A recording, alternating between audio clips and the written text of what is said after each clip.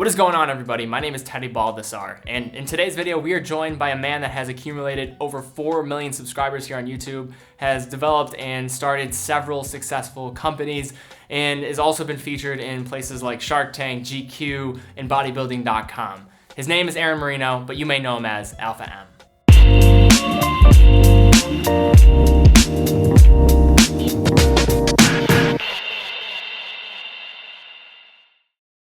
Teddy, thank you for having me. Thank you so much. It is an honor to be here. I'm excited to talk. And given the fact that you're from Ohio, I know you're good people. So let's do this. I'll try to keep that reputation of Ohioans being nice people going here with the interview. So, Aaron, I first want to start off with this question. I think it's important to address where you came from, because I think a lot of the people that follow you, they're either trying to improve themselves or in all different aspects of life. But what were you like as somebody that was growing up, was in college? How did that all come to be, and then honestly come to have you become Alpha M, the person we know today? I think, well, let's see. I grew up, I had my mom was married a few times. I had a few stepfathers. And, two of the stepfathers were not like the nicest people, right? And so, from a young age, I was in, not the greatest of situations. We grew up pretty poor. And when I was 12 years old, though, my mom gave me a membership to a fitness center, and that kind of was the beginning of the rest of my life. At home, I was very sort of shy because I didn't want to rock the boat. I didn't want to get upset. But when I went to the gym, I sort of found myself and I found a home.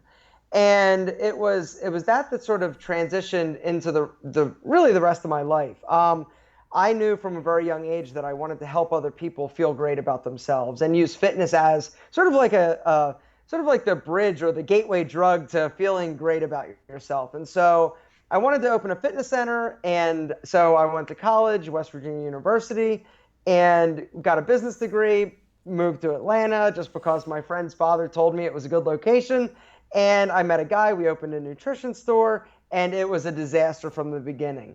I met a woman, we opened a personal training studio, that was an even bigger disaster, but while I was there, I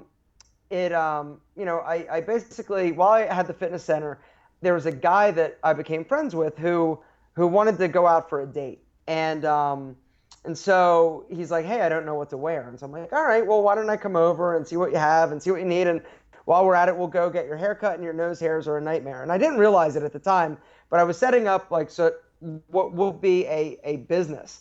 The fitness center ultimately ended up failing, but I decided to see if there was a market for helping guys, just regular guys, with, just dressing and feeling better about themselves. During a few years before that, I went to therapy just because I was tired of being angry with my mother and some of the other things. I lost my ability to sort of speak up for myself in the process of going through sort of some abusive stepfathers.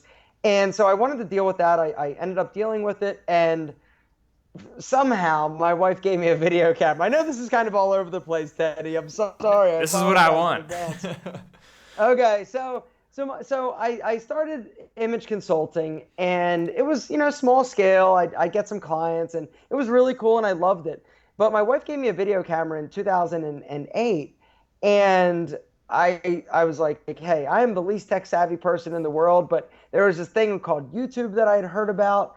And I had this really bad camera. Hey, let me see what I can do. I've got a big mouth. I'm an only child, and I want to talk about style and see if there's an audience. And at the time, I was the first person doing that.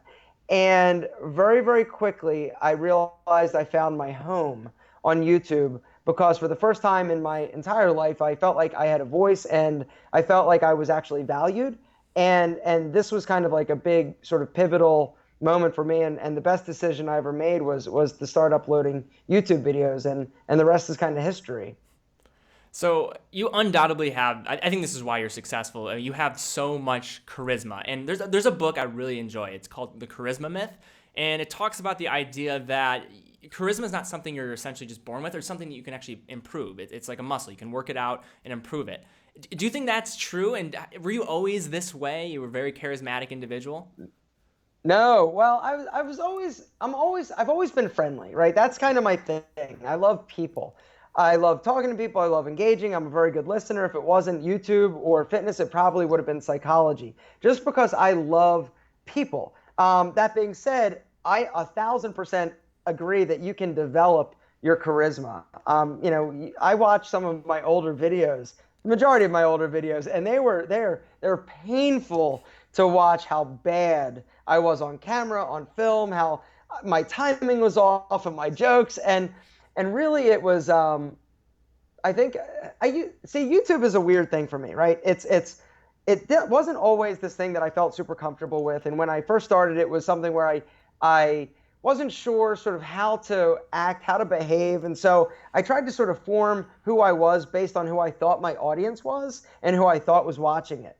And so I looked around to see what was popular, what other YouTubers were doing, and so I thought I had to be crude. I thought I had to be obnoxious. I thought I had to say, sort of outlandish things in order to get attention and popular. It was active and it was just, hey, vulnerable. I'm going to, tell you, sort of things that I'm feeling along with, what I'm, sort of dealing with.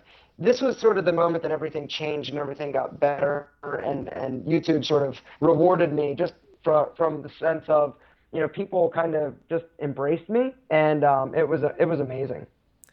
Did I answer any question? Oh, absolutely you did. Absolutely you did. Like 5 questions? No, you did with full charisma. Good. Oh, yeah, charisma. Yes, you can develop it. You can develop it. So watching these videos, going back, I've deleted a lot of them because they were terrible and they're painful to watch. But yes, I am a testament to you just work at it. You keep posting, you keep playing around, doing different things, and that's it. Yes, charisma definitely can be developed.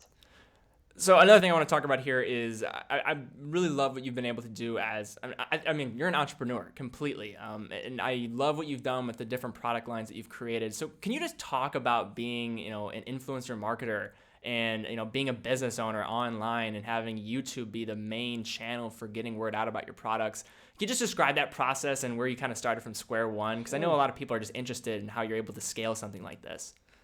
So the first thing, and it happened all by accident. I am not somebody who has planned any of this. It's all kind of just sort of fell into place, and I am a person who's very reactionary. I'll see something, I'll be like, let me try it, and if it works, great. If it doesn't work, no big deal. I move on. For years, I was creating content and creating YouTube videos and trying to help people. And so I think that was sort of like the foundation. I was helping people, and they know, and people knew that, at the end of the day, that was my goal, that was my driver. I think nowadays, people get into YouTube, get into influencer marketing with the idea of, I'm going to make a lot of money from this because I see what's happening, with all these other people and what they can do. And so I truly feel like you will be so much more successful if you just give of yourself, give value, trying to help people, give them, stuff for free before you ever ask them to buy anything. And so it's got to come from a place of caring and purity, as opposed to just a capitalistic mindset of, I'm going to build this audience, I'm going to get them to subscribe to an email list, I'm going to sell them whatever I'm selling. And so, I've had multiple businesses throughout my life. Most of them have not been successful. I've tried a lot of things. And like, even on YouTube, I tried to do like a membership website a long time ago, thinking that I could have people pay me for additional content. This was a disaster.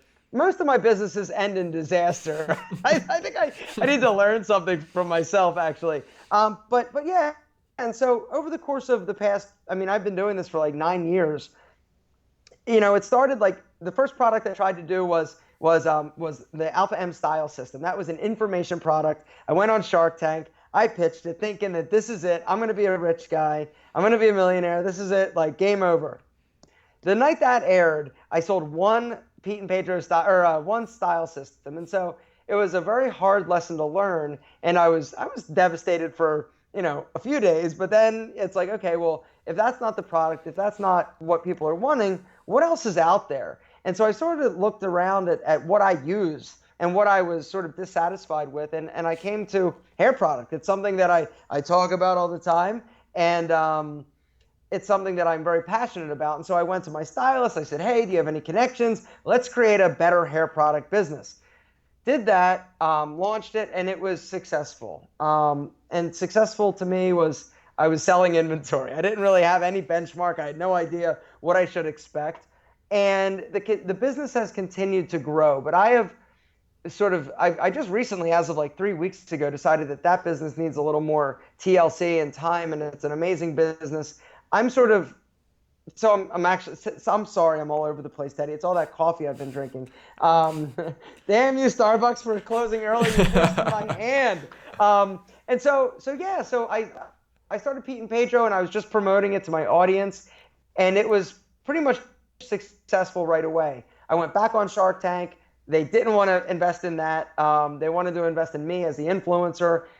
On the show, I was like, okay, I got to take a deal so that it looks good. And then when I got home, I'm like, this isn't for me. And then a skincare product, Tiege Hanley, another business. I started an advertising agency called Menfluential Media, and that was started just by accident. I was selling and I was being approached by a lot of brands wanting me to talk about their products. But the one thing I love doing is creating videos.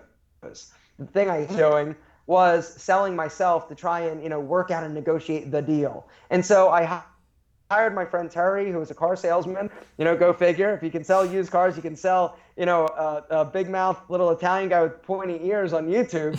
And so we started it, and it was successful right away. And knowing and being an entrepreneur, like that is at the end of the day what I am, I realized that, hey, wait a second, these brands have more money to spend, and I've got a lot of friends on YouTube. Why don't I help them spend their money with my friends? And so that's why now when you see a lot of these big guys like Jose and Antonio and Base Zeus and all these guys, they're all pitching sort of the same. We're all pitching the same products, and it's just because we've built up such an amazing relationship with some really great brands, and it's sort of worked. And I want a skincare system that I developed with two guys and a chemist, and that is one that I didn't see coming. I knew it was going to be successful, but I didn't anticipate the community's embrace of the meme that is Tiege Hanley. Mm-hmm. And that's something that you can't really plan for, you can't really prepare for or pay for. It just kind of happened. And then I'm working on some. I've got another business that we're in the beginning stages of developing that I think is going to be bigger than Tiege Hanley, and I'm really excited for that one. And that's a to be continued. But, all right, yeah, no spoilers here, I suppose. No, not yet, too early. Awesome. Well, going back to Shark Tank, because I have some fascination with the show. Actually have a couple buddies that were on the show. They got an investment from Mark Cuban, and I'm interested. It makes sense, I think, from your model and just kind of what you've been able to develop. First off, I don't know how big Alpha M was at that point, how big your YouTube channel was, but why did you decide to walk away from the Sharks on the show? At the time when the time of taping, I think I had like 600,000 subscribers. By the time the show aired, it was literally, I think, like 8 months later. And it was something where I felt like I needed help with Pete and Pedro.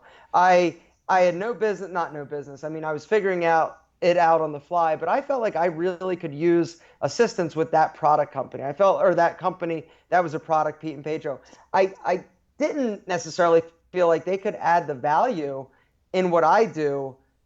And so it was like, what am I really giving up? And I ultimately didn't want to have to answer to anybody about why I was promoting something, why I wasn't promoting something, because I love promoting products. I love integrating products into promotions, into videos and content. And it's, I mean, I just love doing it. And so I didn't want somebody else's future or I didn't want somebody to benefit from I didn't want to lose the ability to say no to a promotion, even if they were paying me. Because at the end of the day, I say no to 9 out of 10 brands that approach me on a daily and weekly basis. And so I'm able to be in a fortunate position where I can be very selective. And I didn't really feel like that was jiving with the whole social media, kind of your boy, but I've also got, Barbara Corcoran hanging out that's, going to be helping direct the channel and direct my future. And so it just wasn't right. Mm-hmm. So you were featured in GQ, and I also watched the video you did with bodybuilding.com, which I thought they were awesome. Two platforms I follow regularly. Can you just describe what that was like? Someone yourself, an enthusiast when it comes to just menswear, and also just a lover of fitness. I'll tell you, I think bodybuilding.com was a much bigger sort of feather in my cap, and something I was more proud of than GQ magazine. GQ magazine's cool, right? It's a quintessential, they were the godfathers of men's style. And so, for somebody who has sort of made that a little bit of a career, it's really cool. It's amazing. I used to read their magazines when I was young and look at all the high priced things I couldn't afford. And I still can't afford the high priced things that they're selling. But, it was definitely a cool feather in the cap. All right, they're finally paying attention, because in my mind, GQ magazine's been irrelevant for the past 6 years. Nobody's really reading it. It's GQ is they're just the staple, and so they are successful. And so it was a big, I was very, very proud and honored to be asked to be in that. But bodybuilding.com was something that just in my DNA is who I am. And fitness is what I know better than anything. And so, as somebody who has been an avid consumer of bodybuilding.com's content for years, ever since, the beginning, when you went to the site and you had to pick whether or not you're going in to the forum or you want supplements, you had to pick, back when I used to have a nutrition store. This is, sort of when I love bodybuilding.com. And so that was a really, really amazing honor. But that was a bitch to get, Teddy. I got to tell you, I had to prove myself a lot before they were like, hey, wait a second, maybe there's something to this whole YouTuber influencer thing. And so it's been really cool. It's been really cool, and they've been an amazing partner. And I think bodybuilding.com's at a pivotal point though in their sort of development as a business and a company. And so they're trying to figure out which way to go. And I think this original content is really up their alley. And so, YouTubers and people that have a following that can drive a message and say, hey, I'm doing this, it was very eye-opening and shocking to them how much traffic, how much sales, how much influence a YouTuber could actually have. And so I was the first person to talk about bodybuilding.com as an influencer. And so that wasn't in the fitness space exclusively. And so it's really, really been a great honor. Did I answer your question? I can talk. Oh, no, you absolutely did. Talk. I saw that venti coffee before we got started. I'm like, oof, Alpha M, large coffee. I don't know how that's going to turn out. Over there. No, I'm good. So following up to that, when you're thinking about fitness, what was it that really drew you to it? I mean, I'll maybe say a little bit about myself. I mean, fitness actually changed my life. I originally went to school for exercise science, and throughout my childhood, I think why I gravitated toward YouTube and wanted to help people. I think I'm driven by the same thing you're driven by, is try to provide value, help other people. And a big motivator for that was when I lost 75 pounds in high school. I mean, I was always struggling with my weight, and I remember going through the forums on bodybuilding.com all the time, learning. I started getting into weightlifting. I mean, I actually was really into bodybuilding for a while, but it's not my lifestyle anymore. I'm more of a runner now. But can you just talk about what is it about fitness and in the larger overarching view of who Alpha M is and why you've kind of gravitated that, and that's been a foundation of who you are? Yeah, I mean, fitness literally is the one thing I would attribute my confidence and my strength as an individual to. It's there's nothing like it. There's nothing that will change your life like starting to take care of yourself physically, because so many amazing things happen as a result of, you think, oh, I'm just going to the gym, I'm just going to lift some weights. It's a transformation that takes place, not only the body, but the mind as well. And, feeling good about yourself, feeling confident about, the person you see standing, staring back at you in the mirror, and not even from an aesthetic, superficial mindset, because I was into bodybuilding as well. And now, Teddy, I'm a runner. I wouldn't consider myself a runner, but I love running. And once again, running for me is also just kind of about my brain and letting things kind of just shut off, because we're we're so busy, right? Everything's sort of flying at us a million miles a minute these days with so many different obligations and things going on that when you're at the gym and you're lifting weights and it's you and that barbell or you're out running, everything else sort of melts away. And for me, it's just been so therapeutic from, just growing up with the bad stepfathers to being a, going to a gym and feeling like I found my home. I found a place where I could be king of myself and take control of who I was as a person was really, I think, one of the most formative things in my life. And like literally I've not gone a week since the age of 12 where I've not had some type of, fitness, physical activity in my life. And it's the number one thing I would recommend anybody do. Just get started, go for walks, start the process because it will change your life. I'm here to tell you. Couldn't echo that more. So I think you're one of the most maybe replicated guys on YouTube. I see maybe you and Casey Neistat. I see so many just wannabe Casey Neistats and Alpha M's. Who do you think, what are maybe more the attributes that you think, what's the next wave of people in this space that are going to succeed? What did they have to do? What are you seeing the trends? I'm always interested in hearing that because you need to be genuine. There's never going to be another Alpha M. Sorry to break it to everybody else, but I'd love to hear from you what you think. I used to get kind of bent out of shape about it. Like, I'm like, I can't believe that, they're using a gray background and I can't believe they're, doing all these jump cuts and using the same titles and stuff like that. But at the end of the day, it's everybody has their own sort of unique perspective. I think the people that are going to thrive are the people that give themselves and are a little bit more vulnerable. There's a lot of superficial sort of like surface information that's being put out there. But in terms of, just letting your audience know who you are, like that's what's going to connect them. And when somebody learns who you are, because everybody's different, I think that that's ultimately going to be what's going to build your audience, build your followers, and sort of transition, just the hey, this is how you tie a necktie and 5 things to get action and how to flirt without being creepy. Like, there are a lot of people that are and it's funny because there are a lot of people that are doing very like sort of cookie cutter content that are growing extremely fast, right? Mm-hmm. That are seeing incredible success. But I mean, they're smart, right? They replicated what worked before. And but there are certain people that I like more than others and think actually have talent, and others that I'm just like, whoa, God, that's bad. But I'm not saying who, but they're definitely I won't ask for names, of course. No, I like more than others. So following up, what do you think about the relationships that you think mainstream, just either publications and companies are going to start taking more notice of influencer marketers and content creators on YouTube? Are you starting to see that, especially from somebody in your position? If there's going to be somebody that's going to be reached out to first and is going to see the first wave of this, it'd probably be you. So do you think that's happening? I do. I think it's happening. I think it's happening big time. That being said, I think a lot of the larger brands that have been established for a long time, the older brands that have been around for a while are having the hardest time getting out of their own way.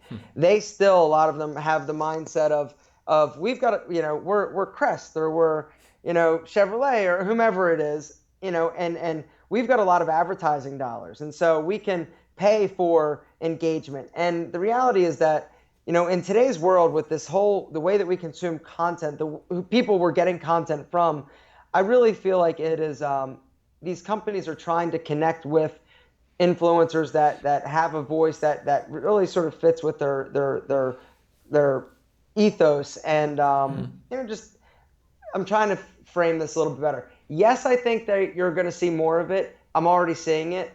But it's going to take a little while. The smaller businesses, the smaller, newer sort of startups that are run by younger people that grew up with social media, they get it and they are kicking ass, like serious ass. And they are able to dominate over the bigger corporations simply from an engagement standpoint and from a, it's like you do, I'm trying to give you think of an example, but, they trust influencers more than they trust celebrities. They trust, my audience trusts me more than David Beckham, and so they're going to buy my skincare product and hair product because they know me. I'm Alpha. I'm the dude who's, telling them how to get spicy senoritas and all that stuff, right? David Beckham, he's famous, but I've got much more, sort of power in my message and driving a message for a brand than he does. But he's going to get the contract with the big brands, but it's sort of this vicious cycle. But I'm seeing it. Like I just did a promotion I'm getting ready to launch a promotion for like Dr. Scholl's. That's a big company.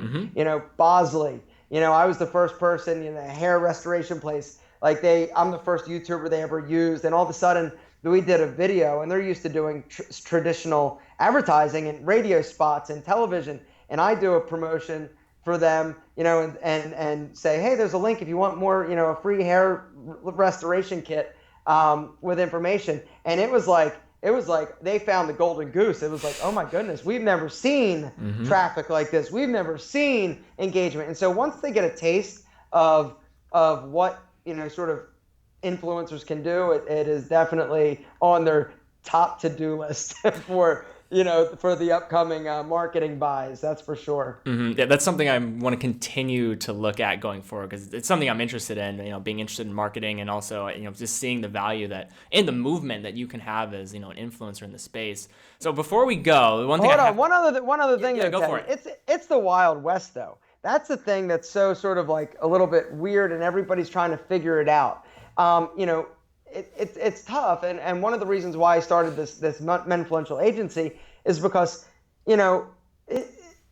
nobody knows what to charge. Nobody knows what the value of an influencer talking about your product that gets 100,000 views versus something that gets 100,000 impressions on a website. Like they're still trying to sort of figure out what the dollar amount for the CPM or the CPA is, but it's really difficult. And so it's the Wild West. People are like throwing crazy numbers out, and companies are also throwing crazy amounts of money at people that have not been proven, tested, just because, the CEO's kid said, oh my God, you need to use Casey Neistat to promote your product. But one thing that I'm looking forward to is, I love Casey Neistat, but the one thing that kind of bothers me about Casey is the fact that I don't feel like he's honest with his brand deals and endorsement deals. And that's something that that I let everybody know in every video, and I recommend everybody let their audience know, like, hey, today's video sponsor, you have to, there are rules and regulations around the promotion of products. And so I feel like it's a little bit deceiving when you're doing something for a brand, like having a ginger ale can sitting there. Like I did a promotion for Rogaine the week after Casey Neistat did. He didn't actually acknowledge that it was a paid promotion, but I had to jump through all these hoops. And so, certain YouTubers get a pass, I think. But I think it's best if you're an influencer out there looking to get into this, be upfront. Your audience is okay with you making money.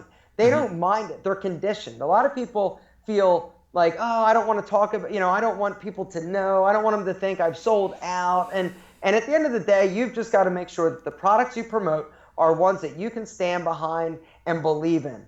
It might, and people always give me shit about, like, oh, how can you promote Vincero watches or Movement watches? You wear a Rolex. Yeah, I do. But you know what? I love those watches. And the other thing is, a lot of people can't afford Rolexes. I couldn't afford a Rolex a few years ago. And I am a lover of watches, and I even still wear my Vinceros and my Movement watches, even though I've got, nicer watches in my collection, just because I love the look of watches. And so, or those watches specifically. And so you just got to be honest with yourself and with your audience and embrace it and let people know, hey, this is a sponsorship. It's nothing to hide from or be embarrassed about. You should be proud that a company wants to pay you to talk about their product because they like who you are and they like, hopefully, your message. Really good context, Teddy. Teddy, I could talk. And look, I just got a notification. Casey Neistat just had a video popped up. Said why I'm not honest about my promotions. I'm kidding. No, but I love Casey. He's a pioneer, and so. I still wear my $30 Timex all the time. So I mean, it's depending on the day. And I mean, I'm wearing $2,000 watch right now. I mean, I'm a huge watch lover. I mean, I'm not going to say that everybody should buy a watch that's expensive. Expect anybody to pay that much money on a watch is, I think, ludicrous. But I do want to ask you about your watches since we brought it up, and you do talk about a lot of watch content on my channel. Yeah. So you're a lover of the Milgauss. Can you just talk about, what was it that, gravitated you towards that watch? And, I actually think it probably is like the perfect watch for you. I think it just matches your style, like the lightning bolt second hand. Yeah, the Milgauss, it for those of you who don't know, it's a quirky watch. Mm-hmm. It's got a sort of like a green crystal that you can see the sort of this green sort of glow around the crystal. It's got an orange lightning bolt second hand. It was super outside of the box for Rolex. When I saw that watch, I just fell in love. I was like, this is the most beautiful watch I've ever seen. It was a timeless design with the oyster bracelet and the oyster case, but at the same time, it just had this element of whimsicalness. Is that even a word? Whimsy, sorry. and it spoke to me. And I saw it on the cover of a magazine when I was younger. And that was the watch that I always just was like my grail. Like, this is the one. If I ever am in a position where I can afford to spend a few grand on a watch, that's the one I'm going to get. And so I just love the Milgauss. Awesome. So before we go, I mean, you're hard to keep up with, honestly. You're doing so many different things at once. So like, what's next for, Alpha M? What's next for Pete and Pedro, Tiege Hanley? What are you thinking about right now? What are the next projects you have on your plate? Like I mentioned earlier, so Tiege Hanley continuing to try and grow that business is very, very amazing. And, but it takes a lot of time. It takes a lot of effort. And luckily for me, I've got a great team that's helping me and that I can do what I do, which is create content. Pete and Pedro has been sort of something that I've neglected a bit and have not to as I should. This weekend, I've got somebody flying down. I think I'm going to hire to sort of toss the keys to Pete and Pedro and say, it's your job to grow it. I'm going to be here to assist you and making sure that, I can help you grow it. I've got another idea that I'm working on right now that I think is going to be the biggest of all. And I'm doing it with some people that I love and my friends that I grew up with. And so it's going to be really cool, and hopefully it's successful. If it's not, you know what? At least I tried, because that's the thing that I just don't want to regret not trying. I've also got another idea. Can really have this a real family style to move to Atlanta to take over like business responsibility for this business. We'll see if that happens. But yeah, I'm always trying to keep busy, and I love business. Teddy, it's too much. Like I said, you're hard to keep up with, man. You're hard to keep up with. So, Aaron, I just want to thank you. Yourself? Hey, hold on. What's next for you? All right. I'll pump the brakes. Come on. What's next for you, Teddy? What's next for me? So I think you pointed out a few things for me. One is building up authenticity, just having a general relationship with my audience really first, giving as much as I possibly can. I'd love to eventually, do this full time because I love doing this. I really do love making content. So right now I'm working on developing a watch strap line, just because I think it's directly in line with what my audience enjoys. I talk a lot about watches. That's been kind of my niche path. Jumping in, I felt it was a little bit underserved based on the content out on the internet, and I knew a little bit about watches. So that's kind of I'll tell you, Teddy, the watch community is nuts. They are. It's super, super clicky, but you can find, it's a weird subculture, but I'm right at home in it, and there's definitely an audience there.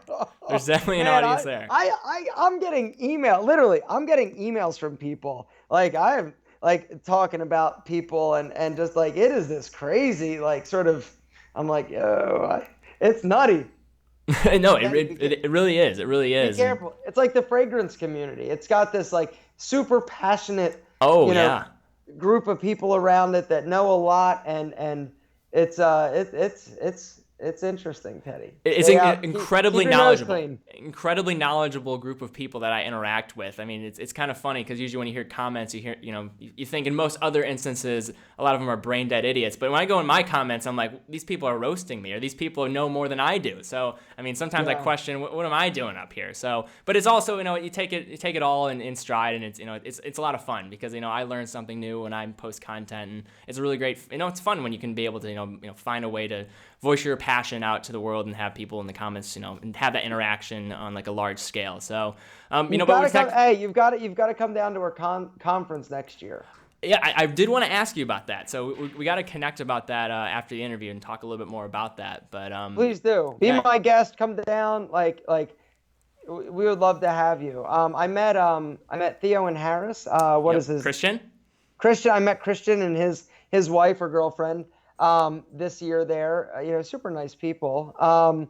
It's just a great community, and it's good to connect with a bunch of other people that are doing what you want to do, and you're going to be ahead of a lot of people, but there are going to be people that can add a lot of value to you, and that's the beautiful thing about this conference, which I really didn't talk about too much, but Men Influential Conference is talk about it. Yeah, Antonio Centeno and I got together, and we're like, hey, let's bring some of our friends together and have an event where some people can hang out and learn from each other. And we started in the back of a brewery in Anaheim, California, and it's grown now to selling out. We keep it pretty subdued in terms of numbers at like 400 people, but it gives everybody an opportunity to interact and meet. And we've got great panels, and we'll get you up on stage. Teddy, you'll love it. You'll have a great time. I'm looking forward to it. And I guess I'll close with this. I said the same thing to Antonio when I talked to him last week. I just want to thank you, Alpha. I've been following you for a long time. You definitely had a huge impact on me just developing myself as a man. So I'll thank you for that, and just continue to grind it out, my friend, and just keep spreading the good message and the good word. I'll take it, man. That's the best compliment I could get. Awesome. Thanks, brother. Keep up the good work. Bye.